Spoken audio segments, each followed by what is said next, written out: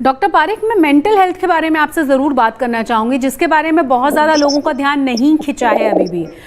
चाहे बच्चों की बात करें, चाहे बड़ों की बात करें, कोरोना के टाइम में जो लॉकडाउन्स हुए हैं, स्कूल और कॉलेजेस बंद हुए हैं, अगर ध्यान से देखा जाए तो बहुत बड़ा फर्क बच्चों पर नजर आ रहा है।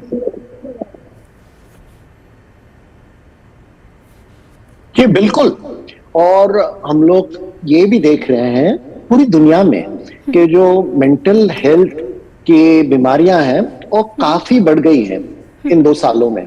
और मार्च महीने में ही WHO ने एक पैरेलल पैंडेमिक की बात की थी। तो ये कहा था कि ये तो कोविड-19 की पैंडेमिक है, लेकिन इसके साथ साथ ही मेंटल हेल्थ की पैंडेमिक बढ़ गई है। हमने देखा है कि एंजाइटी हो या डिप्रेशन हो या बच्चों में बीमारियां हो, बहुत ही बढ़ गई है। लेकिन इसका कारण इतना सिंपल नहीं है। एक तो कारण जैसे आपने बताया कि हमारी जिंदगी बदल गई है अचानक, और उसके स्ट्रेस से लोगों को तकलीफ हो रही है, बच्चों को तो बहुत ही तकलीफ हो रही है। लेकिन ये भी है कि कोविड-19 जो कोरोना वायरस है, कोविड-19 का, वो ब्रेन में जाता है और इसके भी अभी हम लोग असर देख रहे हैं। मैंने भी अभी कुछ कम पेशेंट्स देखे हैं, लेकिन पेशेंट्स देखे हैं जिनमें कोई बीमारी नहीं थी और कोविड-19 होने के बाद उनमें सबसे ज्यादा मेंटल हेल्थ का प्रभाव हुआ है। तो ये वायरस का इफेक्ट ब्रेन पे हो सकता है, उससे मेंटल हेल्थ प्रॉब्लम होता है। और ये तो हमने 100 साल पहले देखा था इन्फ्लुएंजा पैंडेमिक के बाद में पेशेंट्स को पार्किंसंस डिजीज, डिप्रेशन, जो हम ऑब्सेसिव कंपल्सिव डिसऑर्डर बोलते हैं, ये सब बढ़ गई थी। और जब इन पेशेंट्स की मौत हुई थी तब उनकी ऑटोप्सी हुई थी और ये देखा था कि ब्रेन में बहुत चेंजेस हो गए थे। तो जो चेंजेस ब्रेन में वायरस से हो रहे हैं उसका तो अभी जल्दी इफेक्ट देख रहे हैं। लेकिन ये बात सही है जैसे आपने बताया कि मेंटल हेल्थ का काफी प्रभाव हुआ है इस पैंडेमिक में। डॉक्टर पारेख, हम मेंटल हेल्थ की जब बात कर रहे हैं, आपने कहा कि वाकई में अगर ध्यान दिया जाए तो 2 साल में ये चीज़ें बढ़ी हैं। आप ये लगा लीजिए कि भारत जैसे देश में हम यही मानने के लिए तैयार नहीं हैं, बहुत बड़ी संख्या वाले लोग, कि वाकई में मेंटल डिजीज़ेस होती हैं, इस तरह की परेशानियां होती हैं। एक तो ये बहुत बड़ी समस्या है कि हम इसे पहचान ही नहीं पाते। दूसरा, जिस तरीके से 2-2.5 साल में चीज़ें बदली हैं, क्या ख़ास तौर पर आप एडवाइस करेंगे कि होना चाहिए, हमें ध्यान रखना चाहिए? हमारे घर में वो बच्चा भी हो सकता है, वो कोई बड़ा भी हो सकता है, कैसे हमको ये चीजों को महसूस करना है और फिर उसके सॉल्यूशन की तरफ बढ़ना है? जी देखिए, एक नई खबर है।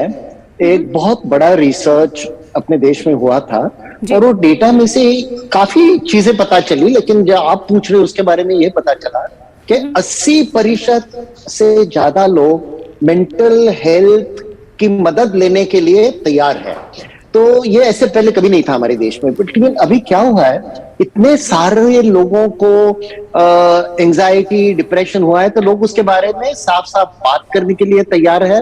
और जो पहले जो स्टिग्मा था वो निकल गया है। तो जब मैंने ये सर्वे के रिजल्ट्स पढ़े थे 3-4 महीने पहले, मैं भी जरा आश्चर्य में था कि ये इतना बढ़ गया अभी कि 80% से ज्यादा लोग मेंटल हेल्थ प्रोफेशनल की मदद लेने के लिए तैयार है। तो एक्सेप्टेंस लेवल बढ़ गया है।